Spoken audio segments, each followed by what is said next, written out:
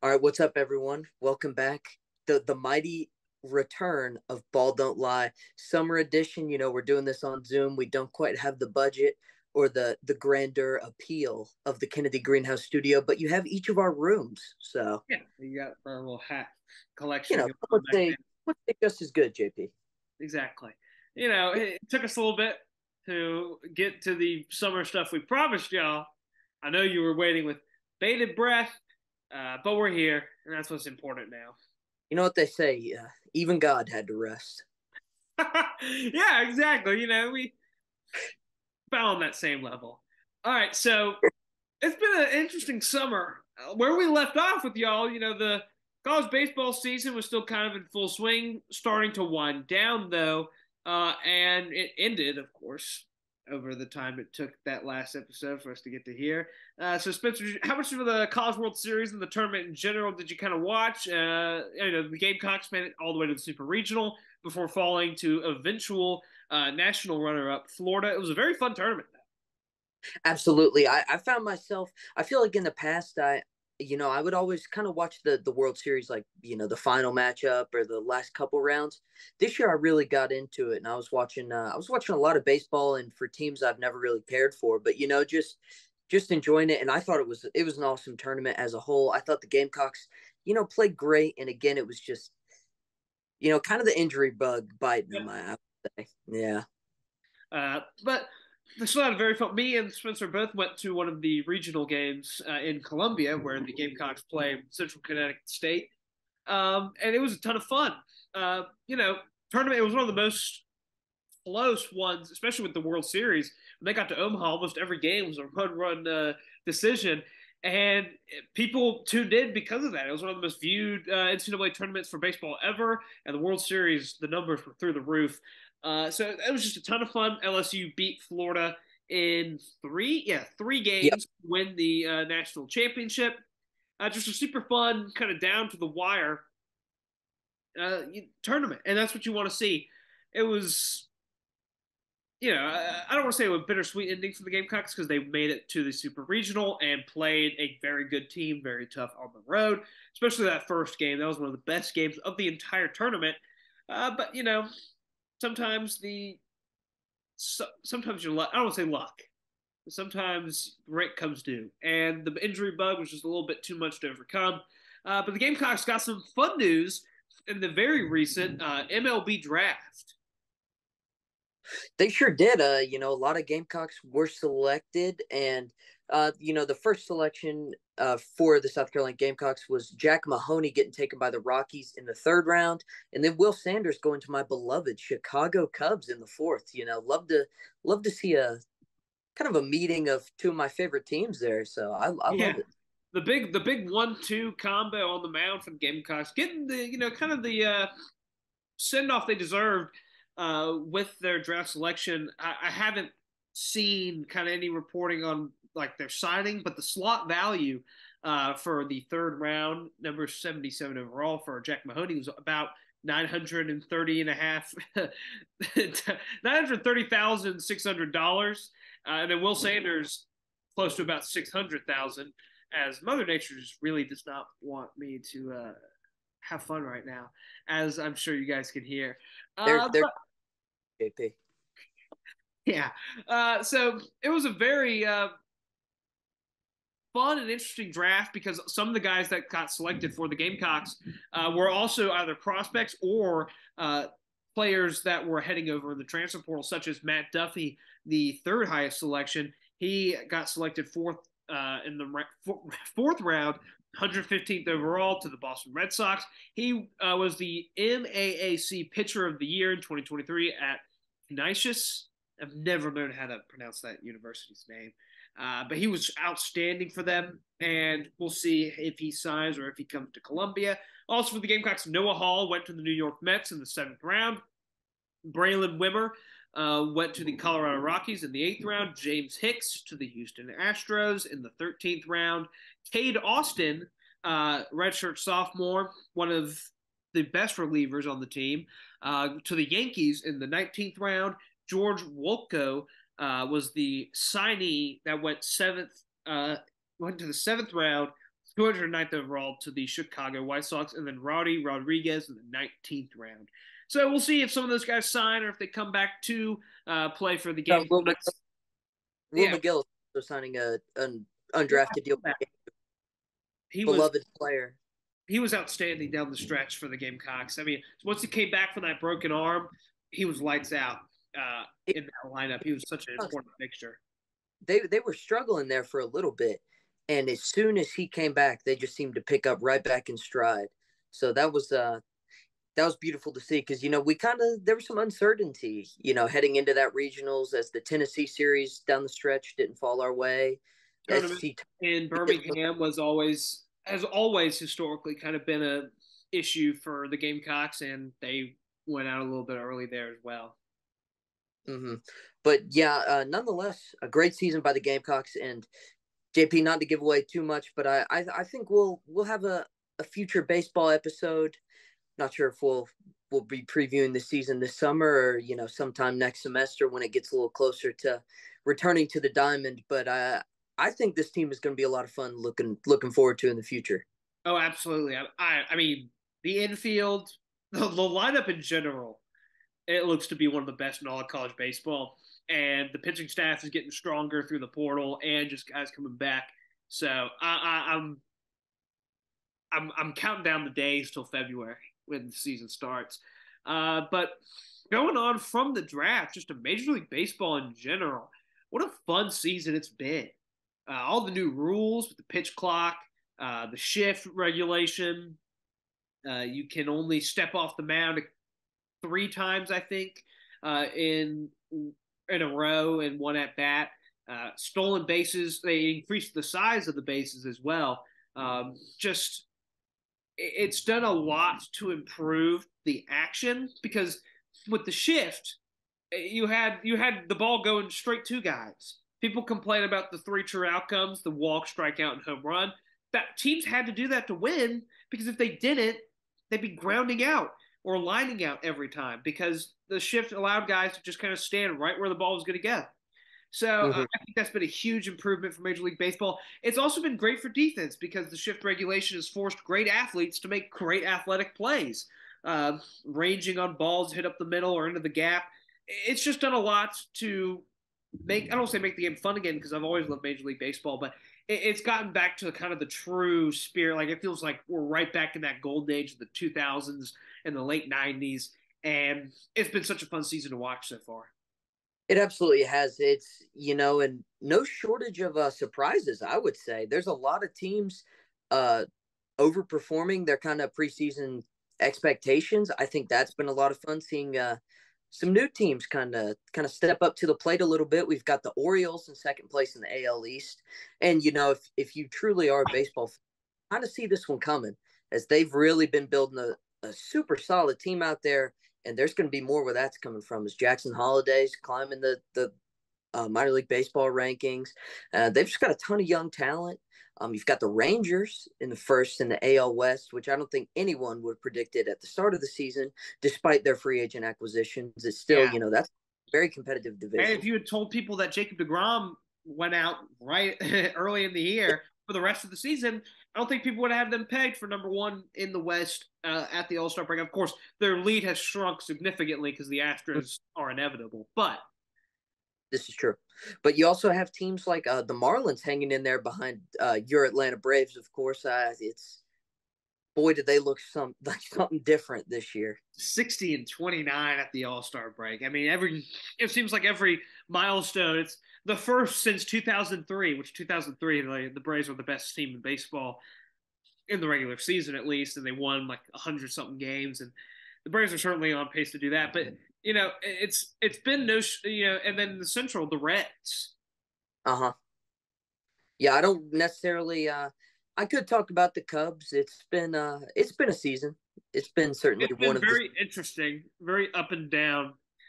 in typical Cubs fashion, like the years we were really good, it was much more consistent and we were just winning games.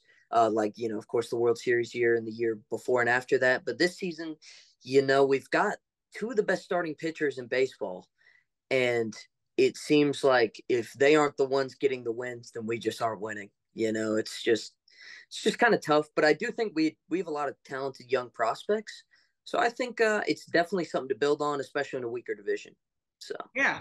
And then the last kind of surprising in a good way team, the Arizona Diamondbacks, right in that race in the NL West.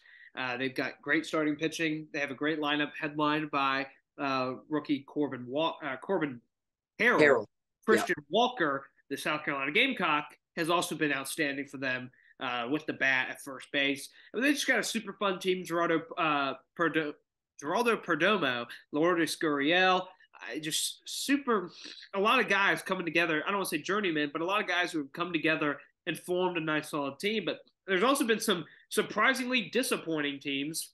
certainly. The entire AL Central, notably the Chicago White Sox, sitting at 38 and 54 and only 8 games back because the first place team in the Central is at 500. The Seattle Mariners just barely over 500 after making some big acquisitions pitching wise. Their pitching is still fantastic, but their lineup has fallen apart. The Angels are back under 500. A lot of injuries sustained for them. Yeah. It's just it's terrible. That 1-9 in their last 10. It was just I've been talking about it all summer. I was like, is this the year we finally see Mike Trout return to the playoffs with Shohei performing the way he has been? It looks so good, and now it looks absolutely not so good. So it's going to be one to see. Yeah, and then finally moving out of the West, where there are a ton of disappointments in the East. The New York Mets, 42 and 48. Yeah, Just they're consistently inconsistent. I Along think with injuries in the pitching department with Edwin Diaz, their bullpen has been atrocious. Max Scherzer has been terrible. Justin Verlander's been okay, but he missed a large swath of the early season due to injury. Carlos Carrasco has been awful. A lot of their lineup, Francisco Lindor had the worst start to a season in his career ever. Uh, Walter has been known to make some questionable decisions this year. I've heard Mets fans are just generally unpleased. That would be probably the nicest way you could say that. Yeah, and so they sit 18 and a half games back of first place, 7 games out of a wild card spot. They're really going to have to turn it around here in the second half. The Philadelphia Phillies, I don't know if I'd qualify them as a disappointment, but being third in the division and 12 games back, I think qualifies as a disappointment. Pitching has been kind of up and down. Taijuan Walker has been a nice revelation, but he's always good in the first half and falls apart in the second half. So we'll see if that holds true. Your defense has been atrocious. Kyle Schwarber is just, one of the funniest people I've ever seen play baseball. Nick Castellanos has been the only guy who's been even better than last year. Bryce Harper dealing with that injury. But your big acquisition in the offseason, Trey Turner, has just been bad. He was And awesome in the World Baseball Classic. and right after that, I was like, if you live in a state that allows gambling, hammer the Trey Turner MVP odds because he was looking unstoppable in the World Baseball Classic. And maybe the loss of Japan just broke him because he has been one of the worst shortstops in all of baseball Yeah, and certainly one of the worst $300 million men in baseball. The St. Louis Cardinals, it's not really surprising that they're not great. It's more surprising that they are one of the worst teams in all of baseball at 38 and 52. Starting pitching is a disaster for them. Adam Wainwright is just a joke, and their lineup has either been injured or inconsistent. They I sit expect more 11 from. and a half games back in the second worst division in all of baseball. Yeah, I expected a lot more. As I mentioned, being a Cubs fan, you kind of you watch a lot of Cardinals games, and you follow them. And this division really isn't good. The Reds have really heated up as of late, and the Brewers are just kind of consistent, but barely floating above They're 500. not going Only to score a ton of runs. They're just going to win based off their pitching. they're going to win based off their pitching. And the Cardinals, last year were a playoff team. They looked pretty solid in the playoffs. If they didn't choke against the Phillies, I mean, they probably move on and knock out the eventual World Series runner-up. Yeah. And this they have not looked like the same team at all, and have started off horrifically. And JP, I think this segues perfectly into our next topic, as their GM, I believe, said that they are sellers at the deadline. What other teams do you think are going to be selling, and what teams do you think are going to be buying? And let's go back and forth about that a little bit. I struggle because teams like the Padres, the Mets, and the Cardinals, who are all underperforming this year, I think that they might. The Cardinals, they said they will. The Yeah. Mets have some pieces that I think teams would be mighty interested in. But what I'm more interested in, kind of like, I think that some of those teams do move. It's just a wonder of who are they going to move? Are they actually going to move anyone interesting? Teams like the Diamondbacks and the Marlins and the Orioles. I think those teams are going to be massive buyers because they're good. They're good to great teams. I mean, the Marlins are like 15 or 16 games over 500, but Yeah. they have like obvious flaws right now. The Marlins need lineup help. The Orioles desperately need starting pitching. The Diamondbacks need bullpen arms or kind of some depth in their starting rotation. So I'm really interested to see what they do because, outside of the Marlins, those teams are kind of in the thick of division races. The Orioles are only 2 games back of the Tampa Bay Rays, who had one of the best starts to a season ever. And it's not anything the Rays have done. The Rays are still 23 games over 500. The Orioles are just on a tear. So I don't know who do you think will be the biggest kind of seller? The biggest seller, I mean, we've already mentioned the Cardinals. I feel like they have to sell because, as you mentioned, kind of about like Wainwright and some of those other guys, I've looked at like the average age of their starting pitch. Oh man, they are rocking like 32. Like they just do not have a lot of young talent, and you kind of wonder. You've got Nolan Arenado just sitting there, and if you've got all these older players, people that aren't quite performing around him, you wonder if they look to ship him off. That is a massive acquisition for a team, maybe like the Marlins could, Yeah, in other teams that. I mean, every team in the league could use Nolan Arenado and be, pretty that's much. the obvious upgrade. So I do think those second place teams like the Marlins and the Orioles, as you mentioned, are going to be buying, as well as I think it's got to be either the Twins or the Guardians that have to. See, One that's of them, I think. the thing about those two teams is so interesting to me is that they're so similar. They have good pitching, inconsistent and injured lineups, and the teams, one of the teams that can help them out the most won't trade to them because it's the Chicago White Sox, who I think are going Yeah, to pretty much trade anything that's not nailed down. Uh, they need, they need a big bat. Luis Roberts right there. They need starting pitching depth. Well, you got Dylan Cease and Lance Lynn has been pretty good lately, and then their bullpen. So I don't know, man. It's mostly just who I guess will stay healthy. But one of the Cardinals, I'm very interested to see what they do with kind of like Jack Flaherty, who has yeah. had a couple great starts lately, kind of bumped up his trade value. Then Jordan Montgomery's been great for them. So they'll obviously try and get something in return for him. I don't think he's signed long term. For the Padres, people I think that could very easily be on the move is Blake Snell, who's been one of the best pitchers in baseball since. His last 10 starts have been absolutely absurd. Yeah, it's a sub 1 ERA. I mean, it's ridiculous. Incredible. Yeah, And so, he's. I could see them definitely. Well, it's hard to tell with that team because they're massively. yeah, You know. the Padres they seem like a team of any of these teams that I think could definitely turn it around because they just have the Yeah. talent. And now Fernando Tatis is back from suspension. It's just going Mm-hmm. to be a matter of stringing together victories, and that's going to be hard to do because they play in such a tough division.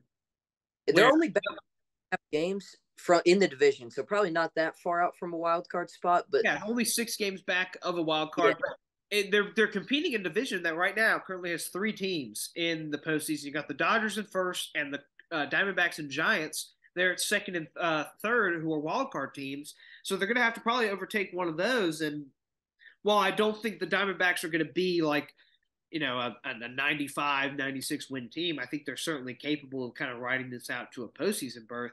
I mean, the Padres have to compete with those two. They got to compete with the Brewers, maybe the Cubs, and then the Phillies and the Marlins. And that's, not even counting maybe a Mets resurgence. An interesting trade idea that I saw floated earlier today with Max Scherzer kind of struggling and him not being on a super long term deal, him going back to his original team, the Arizona Diamondbacks, who need kind of depth in starting pitching.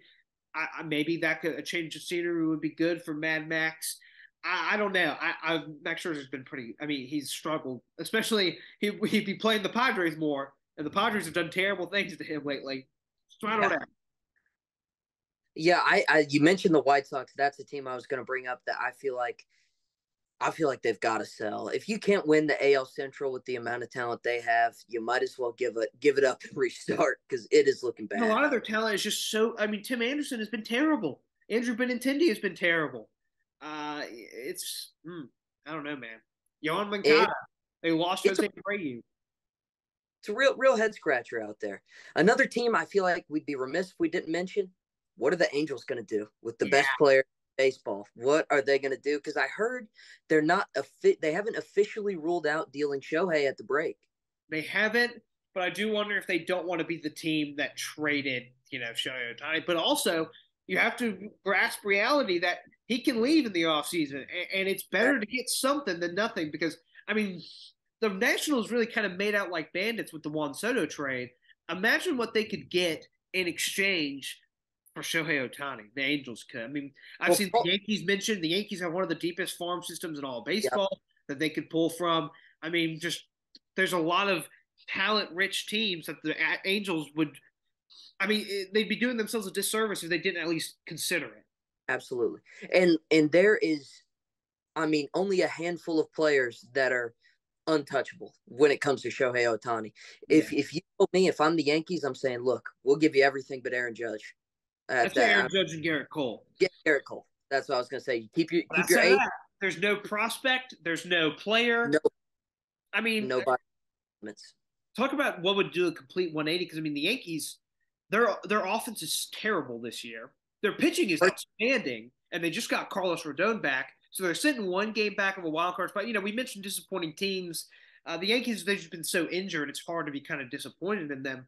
But And it is what always a a 180 that would do because people have been like, "Wow, this is one of the more disappointing Yankee seasons in recent memory." I mean, the public perception of Hal Steinbrenner and Brian Cashman that would just be so flip the script if they managed to go out and get Ohtani. Because imagine Shohei Ohtani making a playoff start against the Astros in the Bronx at Yankee Stadium. I mean, that's just kind of like one of the coolest things baseball like could ever have happen. you I know, don't know. I got to visit the hallowed grounds last weekend, see the mighty Cubs, take down the Yankees. It was pretty awesome. Jameson Tyone put Yeah, up yeah, about one of the worst pitchers in baseball. That's how put up bad the the Yankees best lineup pitching. is. I saw it was the best pitching performance in the Yankee Stadium since 2006 by an opposing pitcher. Yeah, Eight innings of one hit baseball from Jameson Tyone, who previously had a 6.7 ERA headed into the game. Just incredible stuff.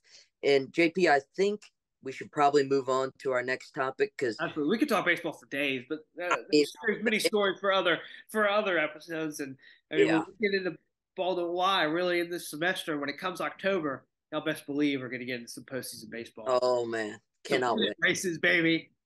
Oh, it's going to be great. But our next topic, we'd be remiss if we didn't talk about the NBA draft. And not only the NBA draft, but a Gamecock was selected as Gigi Jackson is headed to the Memphis Grizzlies. He's been playing pretty well in their summer league, and it's great to see a Gamecock in the NBA. Yeah, I mean, I think the Grizzlies are a really good landing spot for them. They're a team that, I mean, they're an organization that's renowned for their player development. They love drafting guys who were in college too, so I think they do a good job with that. They have the depth to where he's not going to get forced into play too early and kind of, you know, stunt his growth as a player. I think that's a good. He's got good mentors there. They just signed Derrick Rose. They have Marcus Smart and Jared learning kind of the ropes of being a big man in the NBA from Steven Adams and Jaren Jackson Jr. I don't know if you could ask for better than that right now. So I'm really happy with where he landed in terms of seeing him flourish. Absolutely great organization for him. It wouldn't surprise me. I'm not sure how much playing time he's going to get, but something to mention. One of, if not the youngest guy selected in the NBA draft. I mean, since he reclassed and all that, he's just so young and he's got so much time to learn so much from all these players. I think it's a great spot. And it was, a lot of people were questioning his decision to reclassify, but I think the situation definitely worked out in his favor here. I say so too because I mean the next year's draft is it's so stacked. It's very deep. This year's was kind of seen as top heavy, so I think he Yeah. kind of made out well there. And speaking of those top picks, We've seen them all ball out at Summer League so far. I'm not a big Summer League guy. I more watch it for guys who were in college for a while that Yeah, are, trying to make it out in the pros and seeing who teams drafted in the second round, kind of like that. But Victor Wembanyama, of course, one of the most highly touted prospects ever. Brandon Miller from Alabama and Scoot Henderson from the G League have all put in very good performances, and I think they've all been shut down now. Like that's the thing with summer league. Like yeah. the top guys, they'll play a couple games and be like, "All right, we saw what we need to see. Just don't get hurt. Get ready to play with the real people." Because that's the thing. I see people like these people making these like wide generations or generalizations, and kind of like these predictions and like, oh man, Wimby, he looked so bad. He's playing with guys that, I mean, being honest, most of those guys are never going to step foot on an NBA court.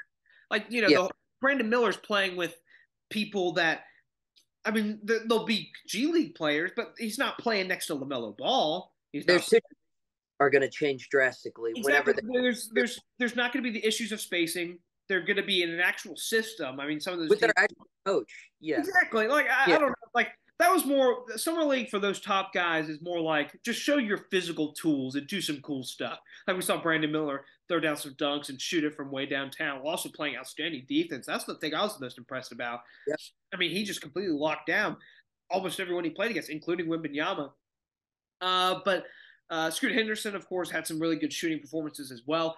I, Before he got him and Amin Thompson, unfortunately getting injured in both in the same game yeah, and done for the rest of their summer league. But thankfully, nothing too long term, so they should all be back for when the season starts. But I think these top picks, they're all going to be making a big difference on their respective teams right yeah, I away. think they all fit in so well. I mean, we'll get into it more when the NBA season's coming around, but Brandon Miller brings so much to a Hornets offense that with LaMelo on the floor is one of the best in the NBA already, and he's an outstanding defender on a defense that in Charlotte was the best in the NBA from the All Star break onwards. I mean, what Brandon Miller struggles at, his teammates are going to be able to pick him up. You got Mark Williams who can defend down low, and Miles Bridges can get to the rim. LaMelo can set him up off the ball. But yeah, before we kind of wrap it up here, what's the summer league player like that wasn't a lottery pick that you've been the most impressed by? Um, that's a great question. I'd have to say a guy I'm very impressed with. Uh, well, is it? I think it's Julian Champagnie of the Spurs. Yeah, Watch Pitt. Wembanyama play. I think so. Because he's got a brother, Justin. I'm getting their first names mixed up, but the one in the Spurs has been performing great. But another guy, Jalen Wilson, a guy I thought would go a lot earlier for the Nets. He's just a guy that kind of does it all. I was really I thought he was a great college player, competing on one of the best teams in the nation. I thought he would have gone a little earlier just because he's very well rounded. He's a really good rebounder. He's got an incredible motor. He's a great defender, and he can score at the rim. So I thought he would have gone earlier. So I'll shout out him, and of course I got to shout out one of my UNC guys from last year or 2 years ago, Brady Manick. I'm very Yeah, surprised. he's a summer league legend now, man. He is, and look, he was on the Hornets team last year, and I was like, man, the Hornets. I don't know why we didn't pick him up because he's a guy that can stretch the floor. Look, JP, don't give me that. He's a legend. All right, he's a I know. good shooter. Hey. I've been watching Blake Wesley for the Spurs. And I'm like, man, why don't they play him more? So But I'm saying the Hawks like bring that guy off the bench as like the backup power forward now that John Collins is gone. Hey, it might hit a 3 or 2 every game. That's all I'm saying. yeah, also Nick Smith Jr. The Hornets drafted him late in the Yeah, first round. He was a projected top 3, top 10 pick at Arkansas before he got hurt, and that was a really kind of a lot of people loved that pick. That was the thing. People freaked out in the draft when the Hornets drafted, the consensus number 2 overall pick at number 2, and then people like as the draft went on, the Hornets got Nick Smith Jr., Amari Bailey, James Nnaji. People are like, wow, this draft's awesome. Mitch Kupchak's done it again. It's just a very bipolar like fan base. Like, that's just the NBA in general. The NBA is just very kind of, I don't say hard to follow, hard to be a fan of, but people are just so reactionary. So I don't know. Nick Smith Jr. had a great game. The most recent summer league outing, dropped 36, while Brandon Miller had 25. So that was a ton of fun to watch. But also, there's his name escapes me. There was a guy lighting it up for the Rockets, and I just I Ooh, forgot. it's not Cam Whitmore, is it? Ooh, well, he played well. He's been playing well. I was shocked he fell so far. I loved him as when I thought Yeah, when I thought the Hornets were going to pick like fifth or sixth. I was like, man, Cam Whitmore would be awesome. So he's fantastic. Yeah. I'm really excited for this. The NBA is going to be a ton of fun this year. I think. Oh Um, yeah, of course. yeah, so I think that's going to do it here for our big summer return to Ball Don't Lie. We'll probably get another episode or two in before the semester starts, kind of keeping y'all up to date on some. Hey, we might break into the studio earlier than we're allowed to, film an episode. You never know. Um, We get crafty with it. we do what we can, especially for our loyal fans. So thank you so much for and yeah, that's gonna do it. We'll see you soon. So have a good one, everyone.